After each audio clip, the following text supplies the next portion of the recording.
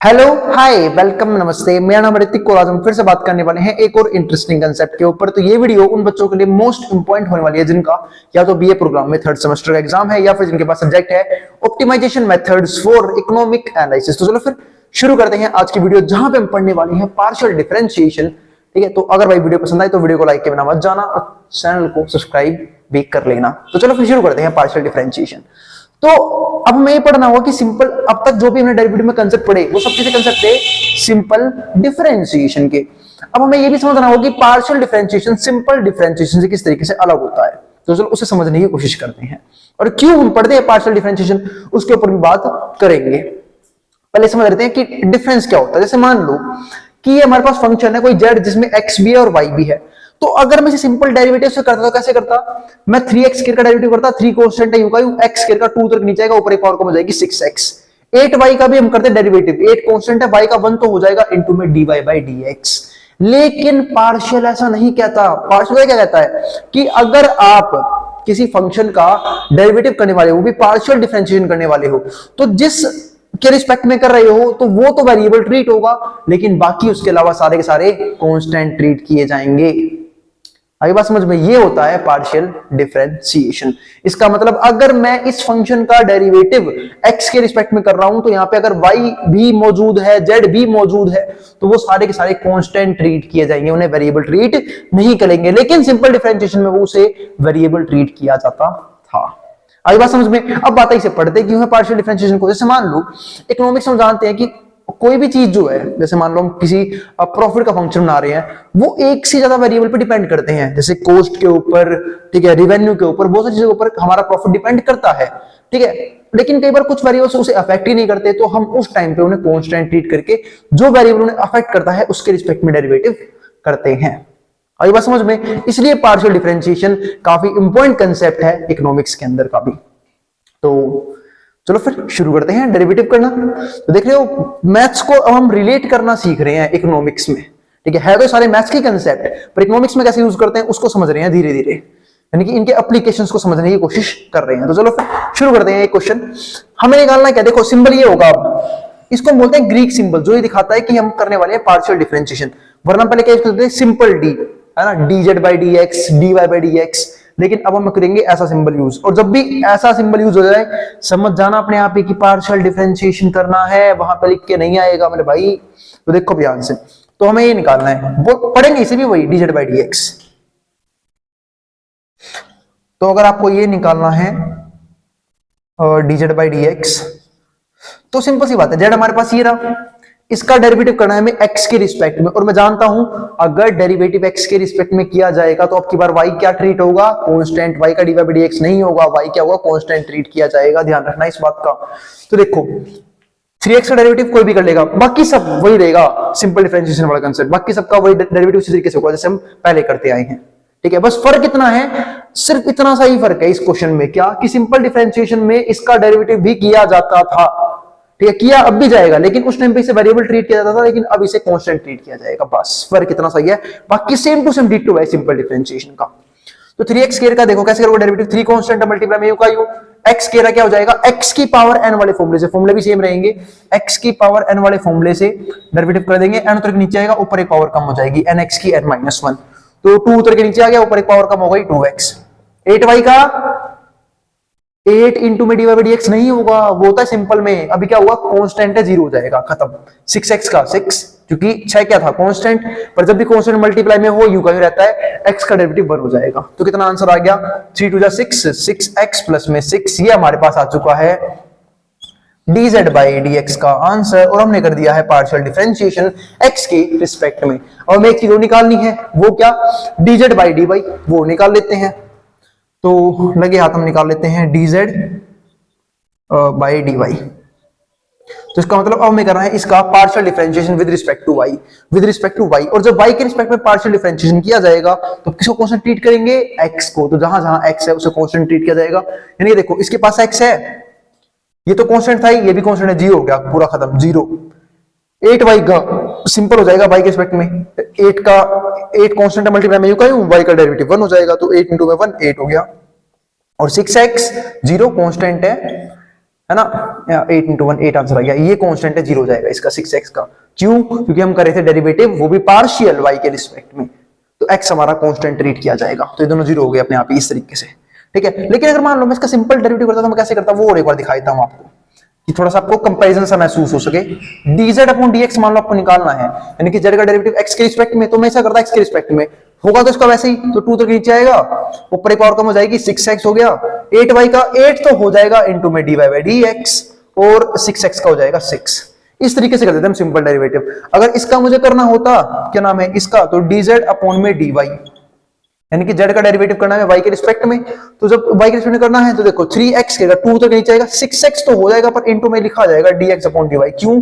क्योंकि x का derivative जबरदस्ती किया गया है y के रिस्पेक्ट में। 8y का 8 सिंपल, क्योंकि y के रिस्पेक्ट में डेरिवेटिव, और 6x का 6 तो हो जाएगा इनटू में dx बाय dy, क्योंकि x का डेरिवेटिव जबरदस्ती हुआ है y के रिस्पेक्ट में। ये हमारे आंसर आ गए हैं सारे के सारे। उम्मीद है समझ में भी आ गया होगा आप लोगों को। तो बढ़ते हैं आगे अगले क्वेश्चन की तरफ। अगला क्वेश्चन थोड़ा सा इंपॉर्टेंट है और थोड़ा सा मैंने डिफिकल्ट सा क्वेश्चन लिया है, वैसे है कुछ नहीं, बस हल्का सा डिफिकल्ट है, थोड़ा सा देखते हैं इसमें, तो ध्यान से करना भाई। क्या कर रहे हो आप लोग, पार्शियल डिफरेंशिएशन। तो पहले हम निकालते हैं, यहीं पे निकाल लेता हूं, इस जेड को नीचे उतार लो।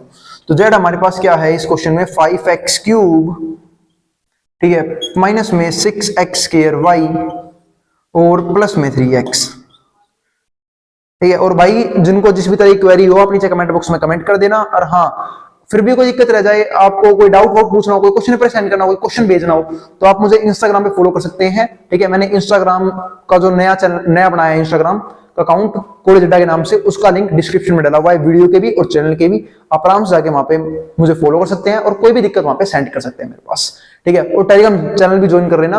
कोई भी फर्दर अगर इन्फॉर्मेशन होगी जिसके ऊपर मैं वीडियोस नहीं बना पा रहा हूँ, ठीक है, कोई भी इन्फॉर्मेशन वो आपके पास वहां पे मैं शेयर कर दूंगा, ठीक है। कोई भी क्वेश्चन पेपर वगैरह, जैसे कि बच्चे पीडीएफ मांगते हैं कि भैया इस बुक का पीडीएफ भेज दो, वो सब मैं उस चैनल पे अपलोड कर दिया करूंगा, आप वहां पे, ठीक है, देख लेना। आई बात समझ में? देखते हैं फिर भैया आने वाले सवालों को। अब ये देखो 5x क्यूब माइनस में 6x स्क्वायर y प्लस में 3x। अब ये सवाल आ गया, तो differentiate with respect to x, x के रिस्पेक्ट में करना है ना, बिल्कुल। तो यहां पे हो जाएगा dz बाय में dx। तो हमें इसका डेरिवेटिव करना है अब x के रिस्पेक्ट में। देखो, तो मैं जानता हूं कि अगर पार्शियल डिफरेंशिएशन x के रिस्पेक्ट में किया जाएगा तो y as a constant treat किया जाएगा। तो इसका क्या होगा, देखो 5 कांस्टेंट मल्टीप्लाई में यू का यू रहेगा, x क्यूब का डेरिवेटिव मैं कर दूंगा, 3 उतर के नीचे आएगा, ऊपर एक पावर कम हो जाएगी 3x स्क्वायर। अब 6x स्क्वायर y है, तो मैं जानता हूं क्या कि y क्या है, कांस्टेंट, 6 भी क्या है, कांस्टेंट। तो 6y को तो मैंने यूं का लिख लिया, क्योंकि कांस्टेंट जब भी मल्टीप्लाई में हो वो यूं का यूं रखा जाता है, तो y एज अ कांस्टेंट था, यूं का लिख दिया। x स्क्वायर का डेरिवेटिव होगा सिर्फ इसका 2 उतर के नीचे आएगा, ऊपर एक पावर कम हो जाएगी 2x। या तो ध्यान से करना इस बात को। अब यहाँ पे पावर टूल मत लगा देना जैसे सिंपल में करते थे, क्योंकि यहाँ पे y कोई वेरिएबल नहीं है, कांस्टेंट है।